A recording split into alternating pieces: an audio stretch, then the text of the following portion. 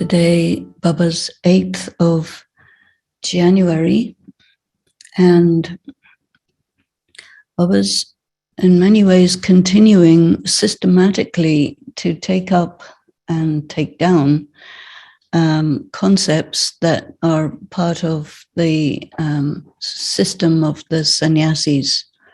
And this relates to the soul being impacted by karma, because according to the system of the sannyasis, the Vedic traditions, the soul is immune to the impact of karma.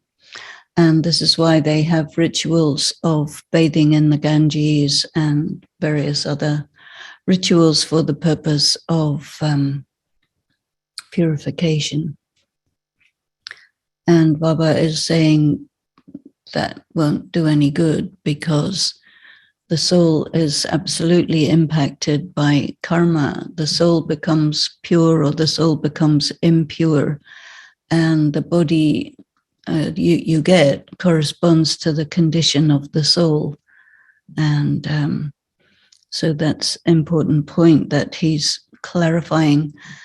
And he says that it is impossible for any human being to make a difference to the purity level of any soul in the sense of increasing the level of purity. So no founder of a religion or religious authority can forgive anybody any sins. Only God can do the work of purification of a soul. And so today he's talking about medicine for the soul.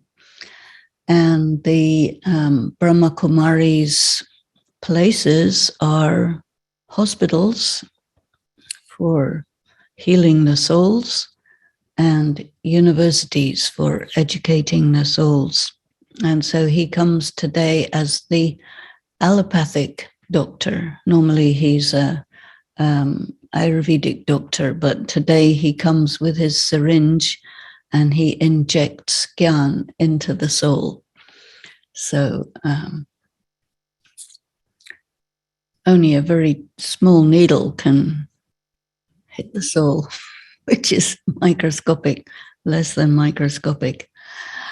Okay, so the essence is, sweet children, imbibe the jewels of knowledge and continue to open spiritual hospitals and universities through which everyone can receive health and wealth. So Baba's also talking about the importance of investing in Baba's work. So when you open a center or you open a hospital come university or you sustain one, then you benefit many souls. So you get correspondingly a lot of punya from that. And the question is, which of the Father's tasks cannot be performed by any human being? And the answer, no human being can perform the work of giving injections of knowledge to the souls and making them free from disease from all time. So there are mental illnesses and physical illnesses. And there are also social illnesses. And all of these are because of negative karma. And so the soul has to have healing, has to get healed from that. How could those who believe souls to be immune to the effect of karma give an injection of knowledge? This work is only of the one imperishable surgeon. He gives such medicine of knowledge and yoga that both souls and bodies become healthy and wealthy for half a cycle. So health through yoga, wealth through knowledge. And the song is, "This time is passing by." Om Shanti. Who said that only a short time remains? a lot of time has gone by, and the short period only of a little time, and of the short period, only a little time now remains. People keep counting how long it is before destruction, so then they decide on the date of destruction and count accordingly, but you can't do that. You are now sitting in this old world, and here there is only sorrow, suffering, hardship, difficulties. There is no sign of happiness. Happiness is in the world of happiness, in the golden age. The iron age is called the world of sorrow. And Baba now says, I have come to take you to the world of happiness. So why are you still waiting here? What's in it for us in the iron age? Anything? No. Our bodies are here. Baba's talking about your heart. Why are your hearts attached to the land of sorrow? We have karma with Lokic relatives. That kind of thing will attach to the land of sorrow. Why are your hearts attached to the people of the land of sorrow and to your old bodies? I have come to take you to the world of happiness. And the sannyasis say that happiness of this world is like the droppings of a crow, and this is why they renounce it. Now, you children had visions of the world of happiness, and this study is for the land of happiness, and there is no difficulty in this. All you have to do is remember the Father. And by having this remembrance, you become free from disease, and the lifespan of your bodies will be long like the kalpa tree. So there is this expression, kalpatru body. So, and there is another expression, kanchan body, the golden body. And so these are expressions that refer to deeply, it refers to imperishable bodies. And the bodies of the golden age are such that they would carry on almost indefinitely unless you got the idea to leave them. Because you don't leave your body because your body stops working or gets sick or something like that. You leave it because a new one is coming, so you have to go to the new one. That the duration of this human world tree is 5,000 years. And in that, there is happiness for half the cycle and sorrow, hardship for half the cycle. And you have seen sorrow for half the cycle. And the Father says, if you want to go to the pure world, you have to become pure. Shrimat says, stop exchanging poison, that means sexual activities. Imbibe yoga and knowledge. The more jewels of knowledge you imbibe, the freer you will become from disease. The Father has explained that this is a spiritual hospital and also a university. He doesn't often call it a temple, right? No. So what do you do in a hospital? You heal people or you get healed. And what do you do in a study? In a university, you study or you teach. And what do you do in a temple? You hope. You hope. Bhog, you offer bhog. You eat food. So, but you eat food in a home, right? Yeah. The Supreme Father, the Supreme Soul, comes and opens a spiritual hospital and university. There are many hospitals in the world. but nowhere is there a combined hospital come university like this one. There are combined hospitals, universities, but not for souls.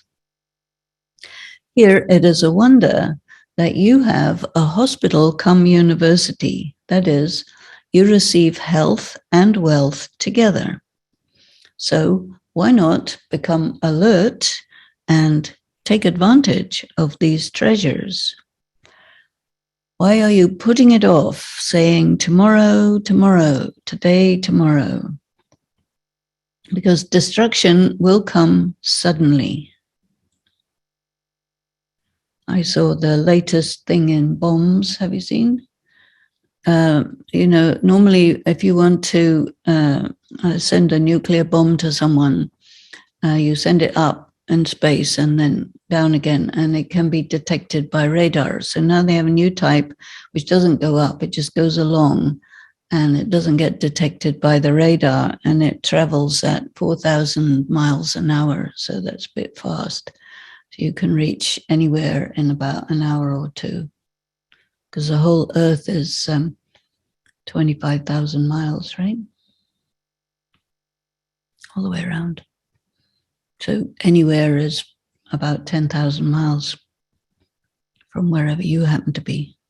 So you can take out the whole world in 2 hours that way without telling anybody. So boom, all of a sudden, are we dead?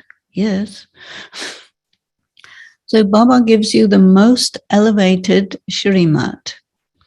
You can explain to the government, Indian government, that the Unlimited Father opens such a hospital and university at this time where everyone receives both health and wealth. The government also opens hospitals and universities, but you can explain to them that nothing can be achieved by opening those physical hospitals. They have existed for half the cycle, and there have continued to be patients also. But this is a spiritual hospital and university, and here people can become ever healthy and wealthy for 21 births. So we will have schools in the Golden Age, but no hospitals, no prisons, no court system, no police, no taxation. You won't go to work. So explain to the education and health ministers that the Unlimited Father has opened both, a combined hospital and university. And we are advising you to do the same so that people can benefit. So this is a very interesting point, which is a bit secret, but a religion only really becomes a known thing when it becomes the religion of state. Because there were many people who are like founders of religions, but their religions never became a religion of state, so they never became big and influential, like little ones. So I think Baba is saying, if the Indian government takes up BK, then it goes everywhere. So let's see. However, those illnesses have continued from the time the kingdom of Ravan began. In the beginning, they used herbal medicines. Anyway, medicine now is all still derived from herbs, but they patent it and make lots of money from it. And there's also, they make chemical medicine based on those herbs. And now there are many allopathic medicines. This one is the imperishable surgeon who gives you imperishable medicine. So it is said the knowledge is imperishable. And this is why it is said, when the Satguru gives the ointment of knowledge, ointment is actually the eye lotion, a little, in allopathy, they put honey in your eyes, right? Have you heard that? Yeah, if you put honey in your eyes, you get good, healthy eyes. So this in your eyes, then the darkness is dispelled, because if people have eye problems, then they need certain eye medicine. So Shiv Baba puts eye medicine in the blind and deaf and unaware people, and the darkness of ignorance goes away. Only the spiritual father gives you souls injections of knowledge. There cannot be anyone else who injects into souls. They say that souls are immune to karma.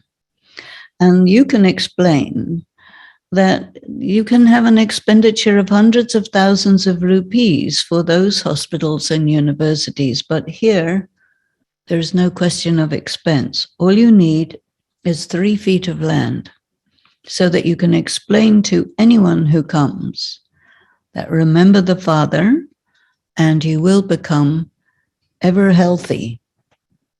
And by knowing the cycle, you will become a ruler of the globe. Those who are wealthy will open big hospitals and universities, whereas the poor will open smaller ones. The government opens many of those.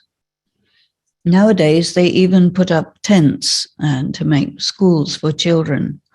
And they have 2 or 3 sessions in a day. That means they will divide up the pupils into groups of like 50, 60 at a time. And there'll be morning school, middle of the day school, and evening school, afternoon and evening. And so the kids only come for 1 time, but the teachers have to teach 3 times. And this is because there is not enough space to have schools for the children, and they don't have enough money. There is no question of expense here. You can take whatever place you find, and you don't need to keep any equipment there. This is a very simple matter. Both men and women can open these.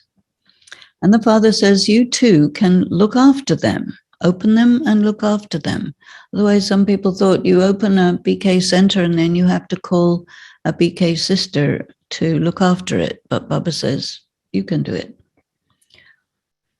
Those who do something, you make an investment in Baba's task, you will receive something from that. You will receive the return of that. You remember the other day I was talking about Shiv Baba is reciprocal, because there is this law of reciprocity and you can't get around it. It's as incontrovertible as the law of gravity. You give one, you get one. You don't give any, you don't get any. Many will be benefited. The unlimited Father gives you Shrimat for you to become elevated. And there are many who listen to this, but they don't do it. Why? It's not in their fortune. So it's predestined what you will do, how you will make effort, that you will come to Baba, but still you have to do. You receive health and wealth from the Father. Baba has come to give you the kingdom of paradise. You will receive palaces studded or inlaid with diamonds and jewels. There was the kingdom of Lakshmi and Narayan in Bharat, and the Father must definitely have given them this inheritance. Now in the Iron Age, there is nothing but sorrow, hardship. I have to establish the Golden Age. He's fixed in drama, he has no choice, he has to do it. When people open hospitals, etc., then they have an inauguration. And the Father says, I inaugurate heaven. You now have to become worthy of heaven. Worthy of heaven means you have to have all the qualifications for living there. You become worthy, qualified, competent, cycle after cycle. And this is nothing new. It has been seen that many poor people come here. Baba says, I am the Lord of the poor. Wealthy people have a lot of money, and so they think they are sitting in heaven. Bharat is poor, and within that too, the Father comes and uplifts those who are very poor. The wealthy ones are still sleeping. Baba is teaching you so much knowledge and yoga. It is Baba who gives each of you the third eye. And the third eye is the perception of the whole cycle. The other people are in darkness. No one knows the beginning, the middle, the end of the drama. They have forgotten the purifier Father. And for Shiva, they say that he is present in every particle. And you know that it is now the time of settlement for everyone. Everything will burn and be destroyed, and I will then take everyone back with me. I have come as your guide. You are the Pandav army. Those people take the devotees on physical pilgrimages, and you have been going on them for birth after birth, but this is a spiritual pilgrimage. You don't have to walk and move around here. The Father says simply, remember me. Get up at night and remember me. Connect your intellects in yoga to me. Conquer sleep, and you will continue to come closer. Those Brahmins are born physically, born through the womb, whereas you Brahmins are born through the mouth of Brahma. And you are now on the spiritual pilgrimage. You have to practice purity. And those Brahmin priests are themselves impure, so obviously they cannot purify anyone else. But you have to stay in purity. Only such pure, that is celibate Brahmins stay in the sacrificial fire of the knowledge of Rudra. That's a Madhuban. Those Brahmins live in temples, and because they are called Brahmins, they're allowed to touch the idols of the deities and bathe them, but in fact they are impure.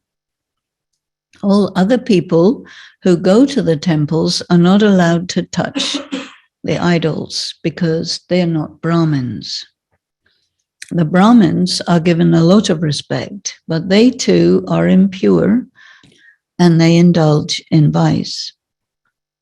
There may be some who are celibate. The Father comes and explains, a true Brahmin uplifts 21 generations. So if a Kumari uplifts others, she would also uplift her parents. This mother and father teach you so that you can become masters of heaven for 21 generations. So this belief that a Kumari or a Brahmin uplifts someone for 21 generations, Baba explains what it means. You children know that the Father is incognito. Shiv Baba tells us all the secrets through Brahma. So secret means he explains the symbolism. It's Raz. So Raz is not secret like we usually think of the word secret, but it's like the meaning of things that are incomprehensible to people who don't have the key.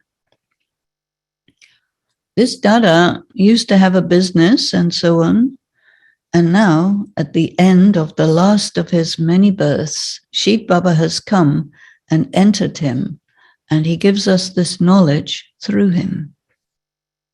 So Brahma Baba's body is the chariot, and Shiv Baba is the driver of the chariot.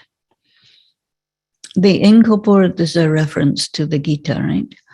The incorporeal Supreme Soul explains that this chariot, this body, has been impure for many births. So that means he uses the soul of Brahma in the body of Brahma and makes him do whatever he wants him to do. For example, Shiv Baba has to speak using the language of Brahma Baba. So the language is connected with the soul, not the body, right? Because the soul functions through the brain. So it's very interesting to see how Shiv Baba overshadows the soul of Brahma and makes him do what he wants him to do, body and soul. So he says this chariot has been impure for many births, and he is the first one to become pure. He is the closest. He does not say that he is God. He says, this is the end of the last of my many births. Thank you. Hot. Good. It will work.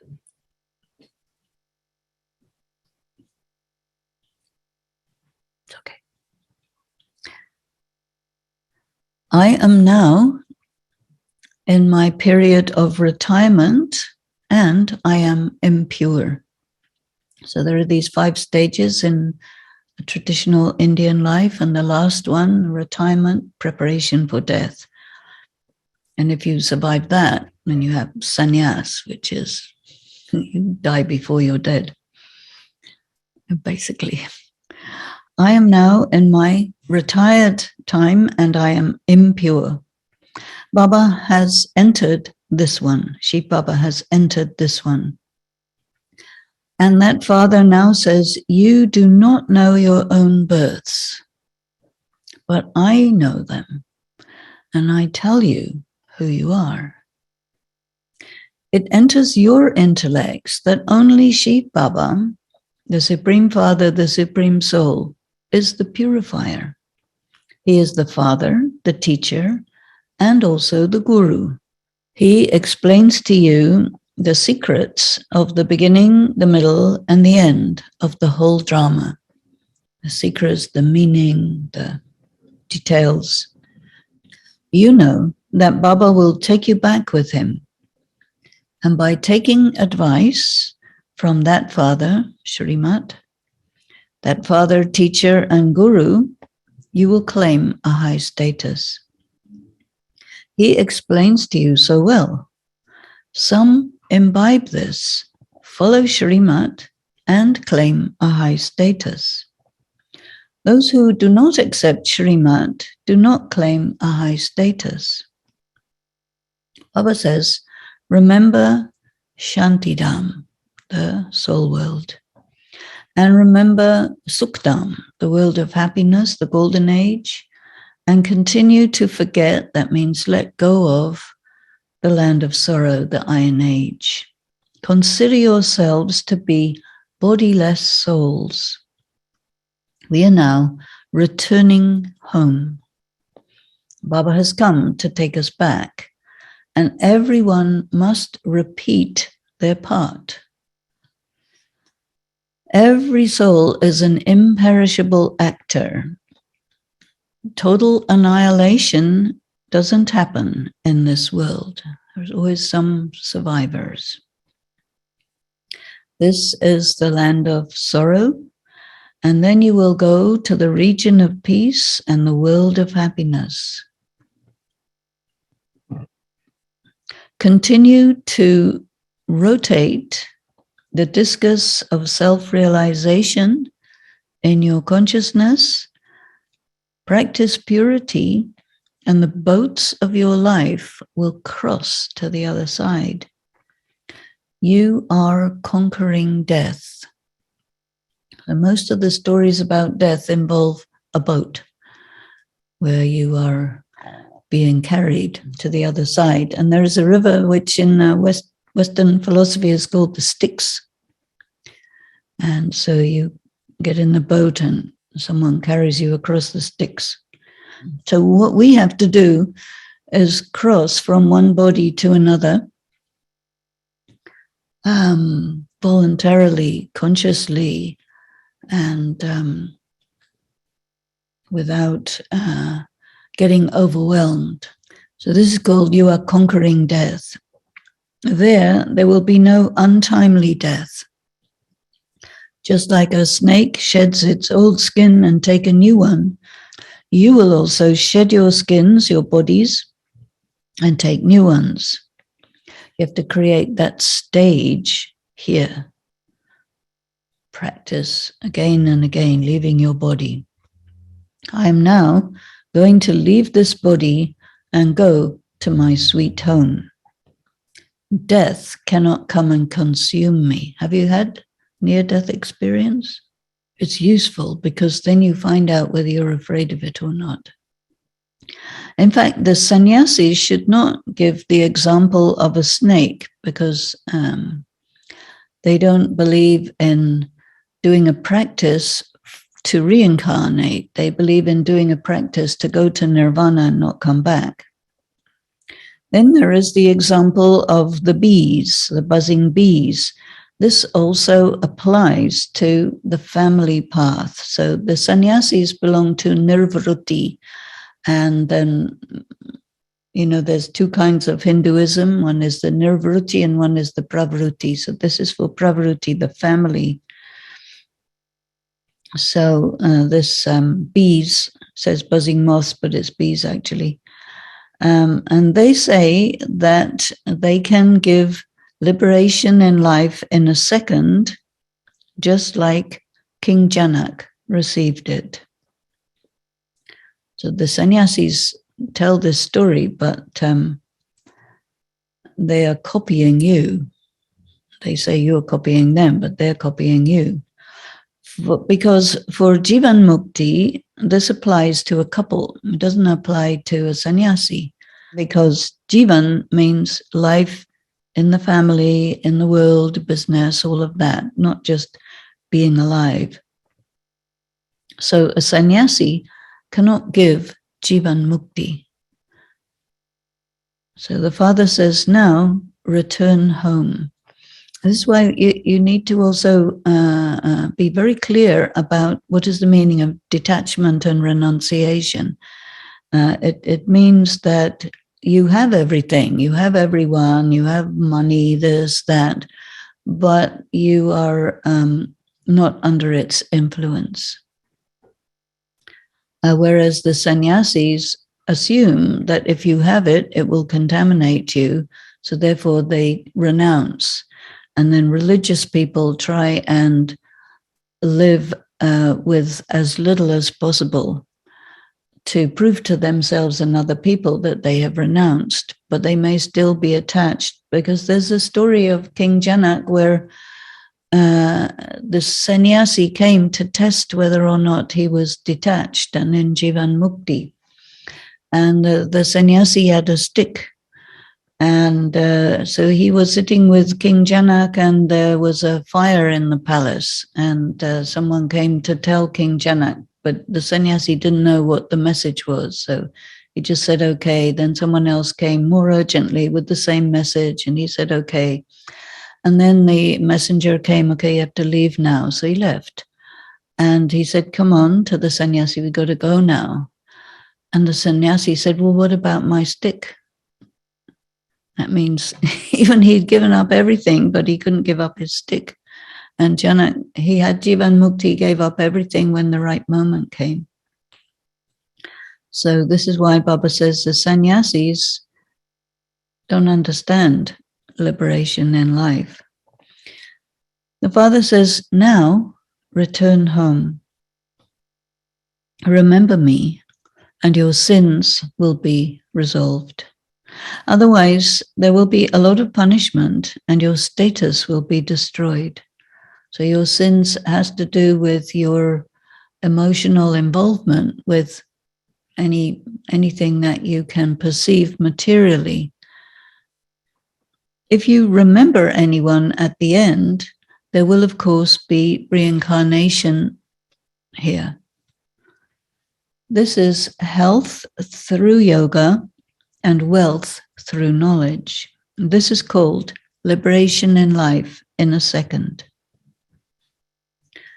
So you don't need to waste your money or to wander around. That means going on holidays and getting lots of stuff, and what you don't need is called wasting money and wandering around.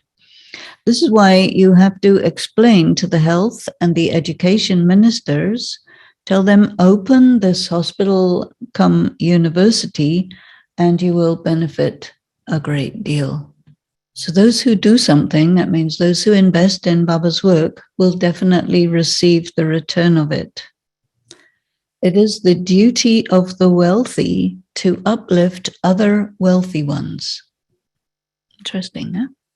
Usually they say the wealthy have to uplift the poor, but he says the wealthy must uplift other wealthy ones.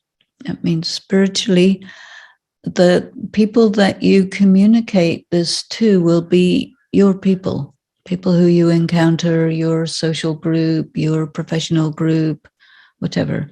So who meets wealthy people is other wealthy people, because they're like a club. Only the poor claim the inheritance. And it applies to the millionaires, the saying that some people's wealth will stay buried underground, some will be looted by the thieves, some will be burned, some will be taken by the government. But what goes with you is what you invest in God's work. At the end, when the fire takes hold, everything will be destroyed. So why not do something before the destruction takes place so that you too can receive a status? Everyone has to die. And there has to be the end of the drama. So Baba explains to you so well. The rivers continue to flow everywhere, but this Brahma is the Brahmaputra river. So the biggest one. Mama is Saraswati, secret river, and all the rest are the Ganges of knowledge.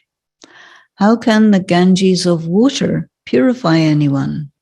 That is not the real meeting. So there is a place called Allahabad, where there is somewhere called Triveni Sangam, where the three rivers meet.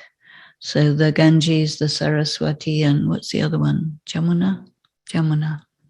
Allahabad has, since 2018, been renamed as Prayagraj, which is one of its ancient names. And it's officially now Prayagraj. The Kumbh Mela is there, right? So Baba says that is not the real meeting. The Kumbh Mela is not the real meeting. This is the real meeting. This is the true meeting where the human souls meet God.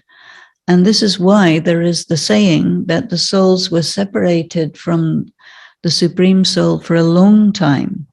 And ultimately, there was a beautiful meeting through the broker. So the meeting of human souls with God is now taking place. And God has also taken a human body on loan with a soul in it as well. How else would he teach you? So he is called God Shiva. He enters the body of this one and gives knowledge. Saraswati is called the goddess of knowledge. Who gave her knowledge, the ocean of knowledge? You also have that knowledge number-wise according to the efforts you make. So imbibe this knowledge and follow Shrimat. Everything depends on purity. And it is because of this that the innocent ones are assaulted. Actually, the saying goes that the defenseless ones were assaulted. That means the sexual harassment and assault of women, and particularly young girls. So Draupadi called out, and she was saved from being stripped for 21 births. It is said in the Gita that I also uplift the sadhus, but the sadhus don't tell anybody about this. They just leave out the bits that compromise their position when they're teaching the Gita. So that's why you have to read it yourself to find out what's in it.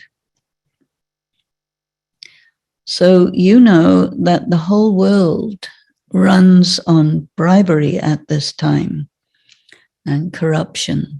And this is why everything is going to be destroyed.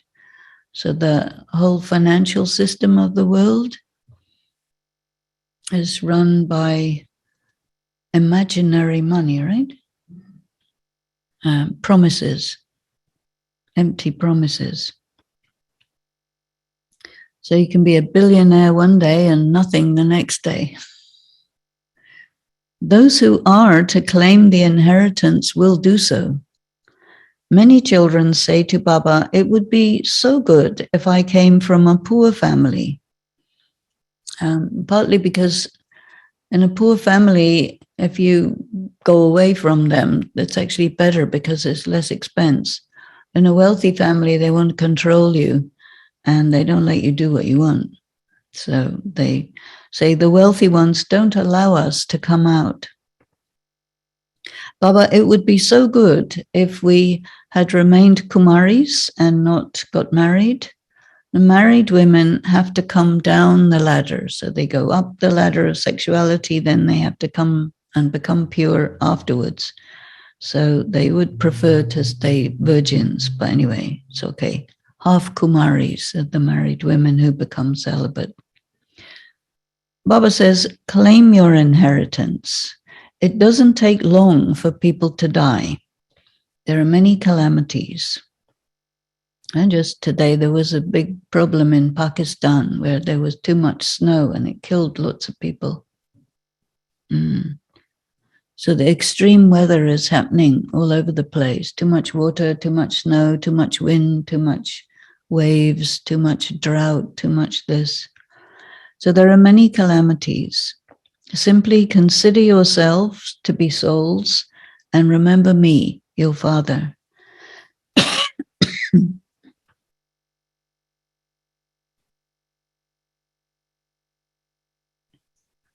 Your 84 births have now ended, and now you have to return home. Or would you still rather stumble around here? Manmana Bhav, remember one alone, perceive the mind of God with your mind.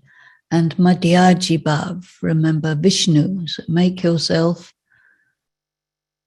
perfect in mind, words, action, and the Gita. Nobody thinks about that, but willpower, whatever you want to do, assert that. And Vishnu also means you're part of the family, the rosary of the beads, and androgynous and double crown. Forget the inheritance of Ravan. The inheritance of Ravan is the physics, 5 vices, and weapons, basically. Ravan curses you. And the father says, if you become my children, you will claim the inheritance. If you do not follow Shrimat, how will you claim the inheritance? Continue to open these spiritual hospitals. There are areas of vacant land, and someone could rent it to you, and there can then be a lot of benefit also. Acha, to the sweetest, beloved, long lost, and now found children, love, remembrance, and good morning from the mother, the father, Bap Dada, And the spiritual father says namaste to the spiritual children, and spiritual children say namaste to the spiritual father. In essence, for dharana, in order to come close to the father, stay on the pilgrimage of remembrance, the spiritual pilgrimage. Stay awake at night, means get up while it's night, 3 o'clock, 4 o'clock, 2 o'clock, and definitely focus your attention on the pilgrimage. Secondly, become a true Brahman and uplift 21 generations. Rotate the discus of self-realization, and in order to conquer death, remove your attachment from that old skin. You have to again and again and again, I am not this body. This is just my current vehicle that I drive around in. And the blessing, make your attitude means vritti, which is more like perception, how you perceive. Your vision, which is also how you perceive, how you look at people. Your words and your actions, royal. So royal means that it's very refined with spirituality, and become like Brahma Baba, the way he looks at people, treats people, talks, etc. Follow Brahma Baba in the royalty, the refinement that you saw in his words, activity, face, and behavior. Brahma Baba never focused on trivial matters. He never spoke ordinary words. Ordinary means like gossip or something like that. But every word was yukti-yukt. It had a lot of meaning. Here's one example. His daughter, in the very beginning, his daughter wanted to make him promise to take her with him in the car. And he wouldn't do that. And she got very upset with him because she was very attached to him. But the thing is, she was pregnant and she gave birth at the time when the car ride was scheduled, so she couldn't. And he knew in advance, so he wouldn't. But he didn't say exactly what the reason was, but he just said, if it is in drama, like that. And she didn't like that. She wanted him, promise. So you will sometimes encounter that. Someone will make you promise you have to do this and that, and don't. So every word of Brahma Baba was yukti-yukt, and there was no grossness. His words were had the vibration of the avyakta vibration and good feelings, good wishes. His attitude, his perception of souls was always with good wishes and pure feelings. He saw everyone in their angelic form. He gave everyone happiness, benefit with his actions, and he received happiness. So follow him in that way, and you will be called equal to Brahma Baba. And the slogan is, the sign of elevated fortune is that you are swinging in the swings of love instead of working hard. That means you are working hard, but you don't feel like it's hard work because you're doing it for love. Om Shanti. So the experience the stage of being merged in love. When someone is in love with another person, then you can feel that that one is in love from their face, their eyes, and their words. You can feel that this one is enamored. In the same way, when the Father's love is emerged in you, that means when you are feeling the love that you have for Baba, then your words will make others melt. So if you have love for Baba, theoretically, it won't. But if you feel it, then you'll speak from that feeling and it will reach. Om Shanti. Do we have any questions? Could you please recommend a good translation of Gita that we can use to read and study? The reason why I like that particular translation is that he doesn't make much in the way of comments for the purpose of getting you that. That's the one. He doesn't make comments to make you believe one thing or another. He just translates it as it is. And he also gives you the Sanskrit dictionary with many alternative words that if you prefer one word over another, then he gives his version. And then, you have that freedom, much greater freedom of interpretation with this translation than any other that I've come across, where it's more imposed. You have to think this way and not that way. So this is one I like. And this one was also used by the opera of Philip Glass called Satyagraha. And that is, this whole thing is sung in Sanskrit, but it's from this translation.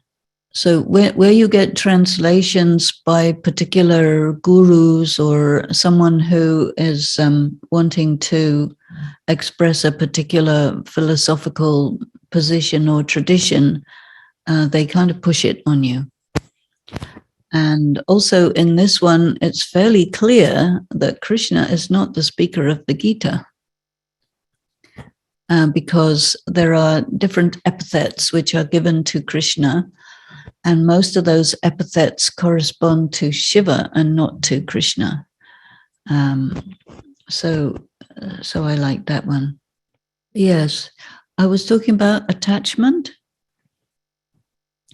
And when I was telling the story about the sannyasi who visited King Janak and was attached to his stick, and that means he has an emotional involvement with it because he could always get another one. His stick is pretty much all over the place. There's sticks around the place. But no, he wanted that stick. And King Janak was able to walk out of his palace with all the things and just let it go, just like that. And, this story has a symbolic component, because if you are the king, the master of your life, and you're going to die, there will be signs of your death beforehand.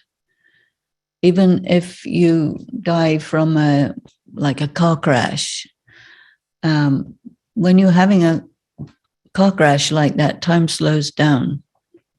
And so that your 1 second becomes like quite long.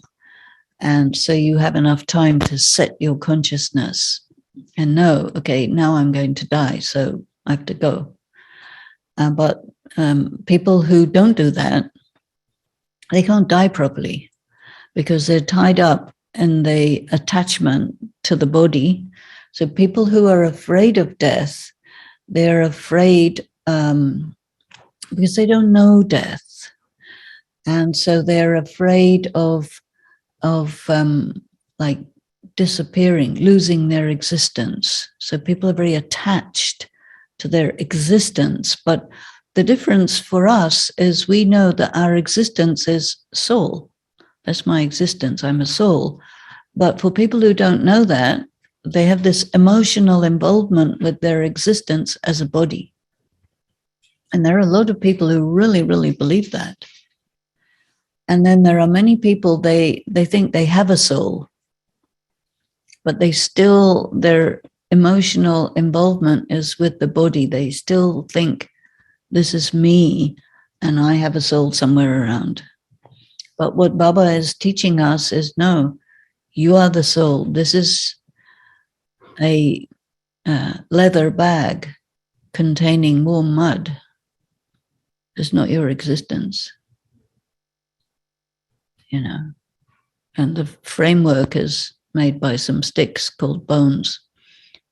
And if you didn't have bones, it would be just a floppy leather bag with some soup in it. It's not very nice. So he will enable us to have a relationship with our body such that you get it, that this is not you. And so then you have to really shift the consciousness. How do new souls who come in copper and iron ages experience soul consciousnness differently from those from golden age? I don't know. I don't think that souls who do not come in the golden and silver age will come and study this. And in that case, they would not be able to study about soul consciousness to the point of understanding it according to the way that we've been studying it. So we can't say. But they'll still be soul conscious when Maybe. they first came. Maybe. I think they can, it's possible they can believe in the soul, but I don't think they will have the exposure to the study and the amount of study and the details to be able to get what we are studying to get in terms of soul consciousness. But I think that a lot of people would say, I'm soul conscious, but they would not be talking about the same thing as what we're talking about. And it's definite that the souls who come, whenever they come, they pass through Sato, Rajo, Tamo. And so whenever their first birth is, they're pure, in the sense of it's the beginning, they're not corrupted, they don't have a set of sins and so on, but they would not be conscious that they are a soul and this is their body, because this information comes only at the end. And people belong to different religions. And so these religions have ideas, and the different religions are based on the other religions that came before, which is why Baba says the Gita is the seed, the mother of all the scriptures, because everything is derived from it, but they don't understand it. And so the derivations are based on an interpretation where you don't understand it. And it's only in the confluence age where Baba comes and says, I am the speaker of the Gita, so I'm going to tell you the Gita in such a way that you do understand it. And then we gradually get it, you see, because this study, I mean, people think BK study is very simple, but it's not. It's very, very high level material, but it's put in quite simple terms, but doesn't mean it's actually simple. And so it takes many, many years to actually grasp what he's telling. And you have to really study it, really churn it, because you cannot just get it at first go, because it's heavily encrypted. And it takes churning to decrypt it. And so if people just take it at face value, they're getting like candy at the candy store. This is very nice, you know, toli and blessings and all that. But it's a very superficial format of what this really is. So some people will study it very deeply and other people will take it at other levels. But that's the way it is. It's number wise. He always says that. And he does say that eventually everyone on earth will have exposure to this. But it doesn't mean that they will have enough time to study it, as we have been doing, and that they will probably look at it in the context of what they already know. And the point about our mandate to get this knowledge accessible to everyone is that everyone will have enough information to be able to understand that they can connect with God. Because they need to have an encounter with God in order to return to their original condition. And, we don't really have very many details about how this happens with people who are from other religions or who come late in the cycle, because he's trying to get us to become what we were originally and which we forgot, which we don't understand, and we have to understand it. And we have to understand philosophy of karma. We have to understand soul. We have to understand predestination. We have to understand paradox, and it's quite deep, and it takes time. And so we're on the way. Yeah. So the next question is interesting. Living in Laukik family, it means that you are a trustee for them? Question mark. Or just purely settling our karmic accounts? There are many things. Everywhere you are in a context.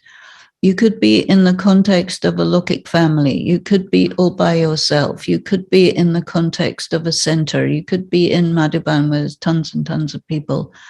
There are many different contexts, and all of these contexts contain your karmic accounts that you have to settle. Whether it's in any of them, you will find your karmic accounts to settle. And when you've settled your karmic accounts, you can be anywhere in any environment with any people, and it's fine because you don't have any drama with them. And so that's a kind of jivan mukti, which he wants us to be able to have. And also, a lot of people, very large number of people, they come in this knowledge, they're already married, they already have children, in-laws and everything, and they work, and so they have money, and they become Baba's children, but they can't, just like a sannyasi, they can't leave their children and wives and everything. They have to stay there, practice their spiritual practice, and consider their wealth as belonging to Baba, and use their wealth and function in their family according to Baba's directions. This is what is meant by a trustee. And this is the case for the majority of BKs. If we say there are 1 million BKs, more or less, give or take, I don't know exactly how many, there are about 10,000 who are called teachers, the sisters. And then there are other people who live in the centers, but who are not teachers.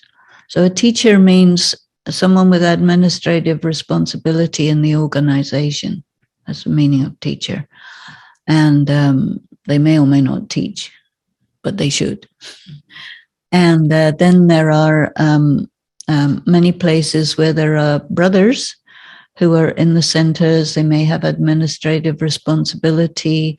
They may be in the family and still do a lot of work for the BK organization. Well, the good example of that is Brother Ramesh Shah, who is married with Usha, and both of them since passed on. But Baba would very often talk about that this is what I mean by a trustee, and totally dedicated to Baba, still living in the family. And And now you see we're in 2022, and these descriptions and setups that Baba had created at that time applied in the social system of India. And then when you want to transfer that or translate it into another culture, another century, then you have to consider the fundamental principles of what the Gyan is in terms of how you apply it day-to-day life. And then you have to interpret it for your situation. And we have enough information to be able to do it such that you're really doing it according to his intention. Yeah. Explain the perfect stage, karmatit, avyakt. What is the right order? There's no particular right order. You know, when you study the avyakt Murlis in particular, there are many where he talks about this. Karmatit is when you have finished your karmic accounts and you are free. And avyakt is when you're in that stage where people can really perceive that angelic form, and you are like really close to that stage. It's a very high stage. And the perfect stage is the same. You know, all of these are different words for different angles on the same thing. Can you share a near-death experience? Well, I can, but can you make it happen? I would not suggest it because you might get a bit too near and actually die, and then you won't be able to tell the story. But a near-death experience is where you really could die, you're about to die, or maybe you leave the body for a second or two and come back again. Or a situation where you should die, but you didn't die by some miracle. But you're facing it, you see. And you can't make it happen because then it's in your control. So you do not have control of your death. And this is a very important thing to come to terms with, that it has control over you. But what you have to do is take away its power to control you by your independence of death. And to be independent of death means you have to really be aware that your existence has no connection with your body. It's the soul. And for me, I had a near-death experience where I was in the middle of the Pacific Ocean drowning, but didn't drown. So that was good. I was in Titanic? No, but it could have been. No, that was Atlantic, yeah.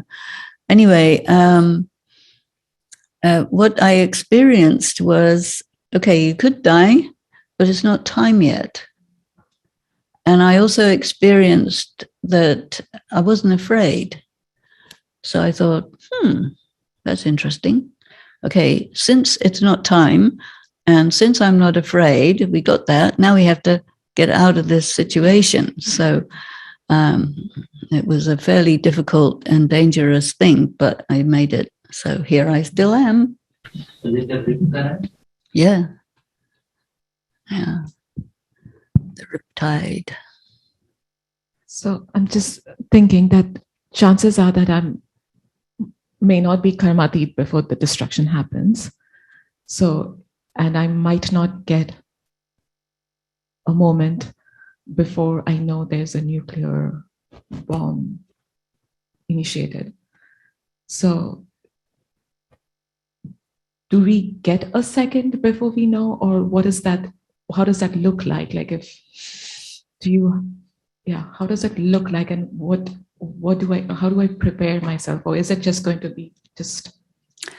Well, there are a few things. One is that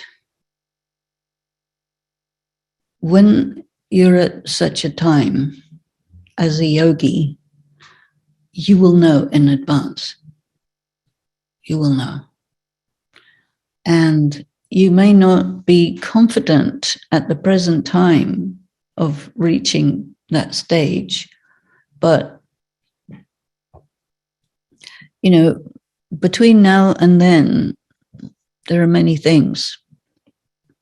And it is possible for anyone who is Baba's child and who is sincere to get to a point where they are actually able to take the exam, because that's the exam.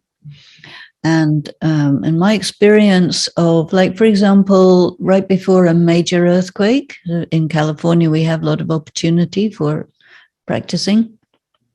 One thing we know is all the birds stop singing a little bit beforehand.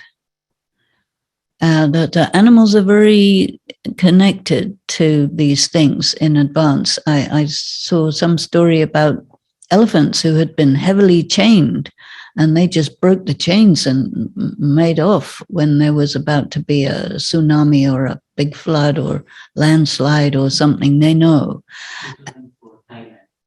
Thailand, yes. And so we are perfectly capable, by being in a subtle stage of consciousness, of feeling it beforehand. And I've experienced this, that you have at least 1 second, you know it's coming, set yourself, and boom, be ready. And I remember when we were in a very major earthquake in Los Angeles, which happened at 4:30 in the morning. So we were in Amrit Vela. And there was a few of us in the center. It was a very big one. And I felt it before, and everybody looked at me, and I said, don't move. And everything shook quite a lot, and lots of things fell down, including the chimney and everything. And freeways came down, and lots of damage was done. But it was like the right place to be, in Baba's room. And in many instances where there are huge calamities, it's Baba's room which survives.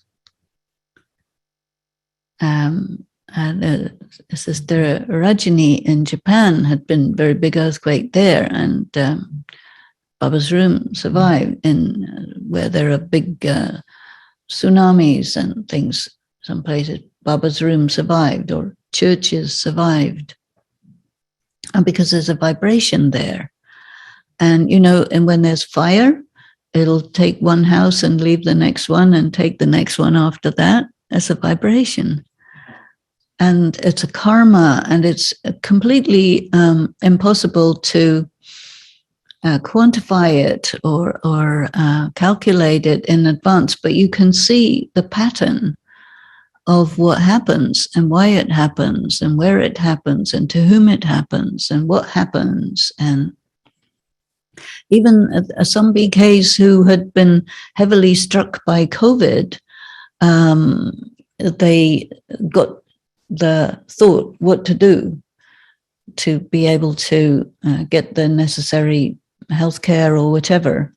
And of course, many have left the body in COVID, but many have overcome it. And the very famous story about the young Kumari who was in the chemical explosion that happened, where was it? Bhopal. And she was impressed in the mind, close all the windows, put the fan on, drink lots of water, get under the bedclothes and go to sleep. So this strange instructions that just flooded her mind, and she was the only survivor because she did exactly what was needed. And Baba has said in some Murlis, your feet will tell you where to go. So because it's like he can take over, because when you're in that situation, everything depends on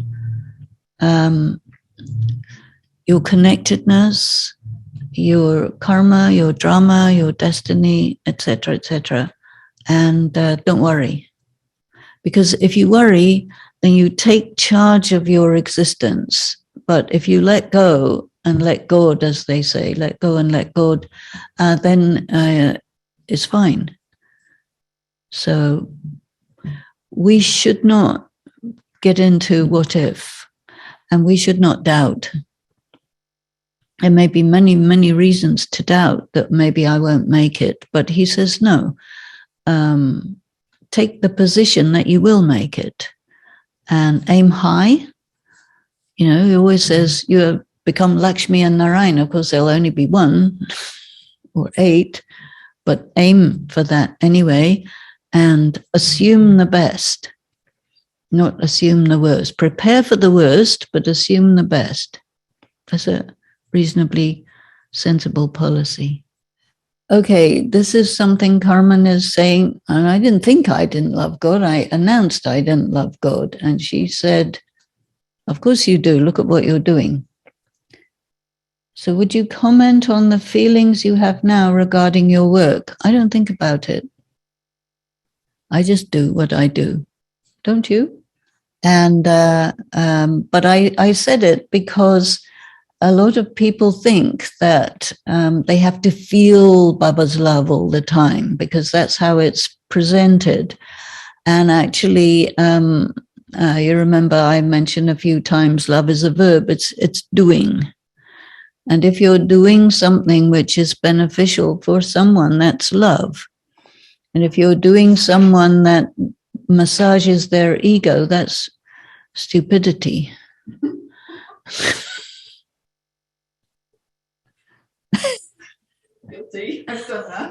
Well, a lot of people find themselves in that situation, but eventually you get wise and say, okay, no need to do that. It may even be a sin. But the thing is, what happens is you have to understand your relationship with another human sister or brother. And that is love. That means do things that are of benefit and regard, see them in their good stage, and make your give and take balanced. In normal dysfunctional relationships, it tends to be one who dominates the other, and a victim-predator relationship where the predator is always accusing the victim of not loving them, and the victim doesn't realize they're being manipulated. Accuse the victim of not loving. And what that means is you're resisting my efforts to take total possession of you and destroy you. And then they say you don't love them. But they use different words because of selfishness. And so we need to understand the game and play according to what's really going on, which is different from what people say is going on. And that requires power of discrimination. So all these different practices that Baba has given us to do, they are like thorns. And if you are doing everything what Baba says and somebody has an objection because they're not able to take you over and they don't like it and give you a hard time, you just have to say, have a nice day. Enjoy your karma. But in the name of benefiting someone. You know, as a parent, you have to give structure. And structure means you set the boundaries. And if the child doesn't like the boundaries, that doesn't mean that you're overcorrecting by setting the boundaries. People don't like being not allowed to do what they want. But you see, freedom means your freedom stops where somebody else's begins. And what happens is people's interpretation of freedom is I can do whatever I want, whether it invades your boundaries or not. And your response is, no, you can't. This is the boundaries. And boundaries are negotiated and set, you see. And so it's all about diplomacy. Yeah. Study diplomacy. That's what this is. This is what I will do. This is what I won't do. Take it or leave it. And you see, it's business. A relationship is business. What the person would lose by getting rid of you outweighs what they gain by their little bit of selfishness. So they will go along with it. Especially when you stay in your power. When you do what the conditioning says, which is give away your power, it gets into a mess because they make you feel guilty. And that's called manipulation. And because the conditioning condones the manipulation, the social conditioning, you get moral confusion. And so Baba is giving us enough information and enough experience to come out of that moral confusion. So you set your boundaries and that's that. You know? But this is where you get this real conflict between conventional morality, toxic conventional morality, and Srimad. You see, because God is saying this is how you live on earth with other human beings successfully. And they may or may not agree. They may or may not like it. They may or may not be willing to pay the price. But God is a pretty capable authority on the laws that govern human interaction. And so if you recognize that this is correct, then you have a right to insist on it. And even if people oppose you, I was looking at a documentary yesterday. I will tell you what it is. And it's quite an interesting description about how this thing works and how it creates a lot of social damage. And that if you want to stop that social damage, they will do everything possible to take you down, take you out, whatever. And this is a story of a person who made it, you know, but under extreme opposition. I see. And it's just a phenomenon in the human story that when things go wrong and you have somebody who points it out or is a whistleblower or flags it up or wants to do something about it, they're always targeted, severely targeted. Look what happened to Aristotle, the foundation of Western philosophy. They murder him. You know? Jesus Christ, another example. Buddha, he got a very hard time. You know, Brahma Baba had an extremely hard time. Shi Baba says, I'm invisible, so he's not going to have a hard time. But everybody else has a hard time. It's a phenomenon in the human story. But the purpose is that you need to understand that standing up for what is right is correct, and the price you pay is high. And that's the way the cookie crumbles. Okay, Om Shanti to everyone.